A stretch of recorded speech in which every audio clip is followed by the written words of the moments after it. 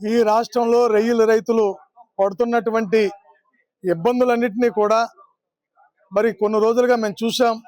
ఆ రోజు ట్రంప్ 50% సుంకం పెంచినప్పుడు ఆ భారాన్ని కూడా రైతుల మీద వేసి రొయ్యల రైతుల మీద నష్టాన్ని కలిగించినటువంటి ఎక్స్పోర్ట్స్ మీద, అలాగే ఫీడ్ తయారు చేస్తున్నటువంటి ఫ్యాక్టరీ యజమానుల మీద, అలాగే నాణ్యమైన ఫీడ్ ఉన్నటువంటి హ్యాచరీస్ యజమానుల మీద కూడా చర్యలు తీసుకోవాలనేటువంటి ఒక ఉద్దేశంతో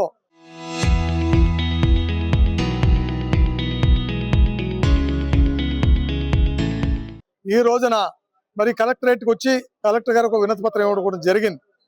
ఇప్పటికే మాకు ఏదైతే గత ప్రభుత్వం అన్యాయం చేసిందని చెప్పి మేము అందరం కూడా మొరపెట్టుకున్నప్పుడు పాదయాత్రలో లోకేష్ బాబు గారు కానీ, చంద్రబాబు కానీ, అలాగే పవన్ కళ్యాణ్ గారు కూడా రొయ్యలు రైతుల యొక్క కష్టాలను తీర్చే బాధ్యత మాది, మమ్మల్ని నమ్మండి అని చెప్పారు. ఆ విధంగా వాళ్ళ నమ్మకాన్ని వాళ్ళని నమ్మి మరి ఎలక్షన్స్ లో భారీగా ఈ రైతులందరూ కూడా మేము ఓట్లు వేయడం జరిగింది. అయితే వచ్చిన తర్వాత కరెంట్ అనేది ₹1.50 కరెంట్ సబ్సిడీ ఎప్పటి ముందుగా ఇవ్వడం కొంతమందికి మాత్రం లబ్ధి పొందింది. కానీ మరి ట్రంప్ 50% సుంకం పెంచినప్పుడు మా మీద పడింది. ఇప్పుడు సుంకం ఎత్తైనా సరే రేట్లు తగ్గించి మరి మేత రేట్లు పెంచి రొయ్యల రేట్లు తగ్గించి వీళ్ళు చేస్తున్నప్పటికీ ఈ రాష్ట్రంలో అప్సరా అనే దాన్ని ఏర్పాటు చేశారు. అప్సరా వారికి తెలియజేయకుండా ధరలు పెంచడం కానీ తగ్గించడం కానీ చేయకూడదు. ప్రతి 15 రోజులకు ఒకసారి సమీక్షలు నిర్వహించుకోవాలి. అటువంటి సమీక్షలు లేకుండా ఏకపక్షంగా ఈ రోజున రొయ్య ఫ్యాక్టరీ యజమానులు అంటే ఫీడ్ ఫ్యాక్టరీ యజమానులు ఏకమైపోయి ఒక 5-6 మాత్రం ఈ రాష్ట్రంలో శాసిస్తున్నారు.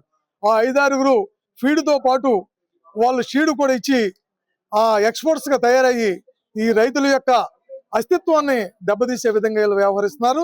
వాళ్ళ మీద మా పోరాటం ఉంటుంది. మేము ఈ రోజు నుంచి ఈ నెలాఖరు వరకు టైం ఇవ్వడం జరిగింది.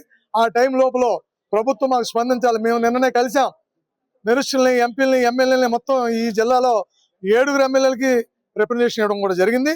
అసెంబ్లీ అయ్యే లోపల ఈ ప్రభుత్వం మమ్మల్ని పిలిచి కూర్చోబెట్టి మాట్లాడి మరి మా సమస్య పరిష్కారం కోసం వెతికితే ఒక రకంగా ఉంటుంది. అలా పిలవకుండా వాళ్ళ ఇష్టానుసారం వాళ్ళు వెళ్తే మేము ఖచ్చితంగా రోడ్లు ఎక్కుదాం, పోరాటం చేస్తాం.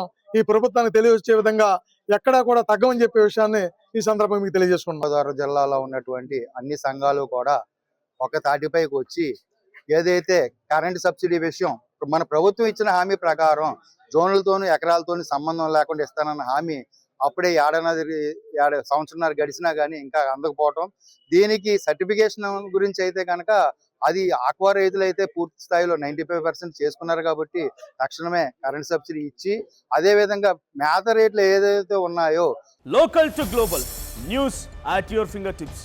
మీ చేతిలో ఒక ఆయుధం. Download R TV app. Media legend Ravi Prakash is back.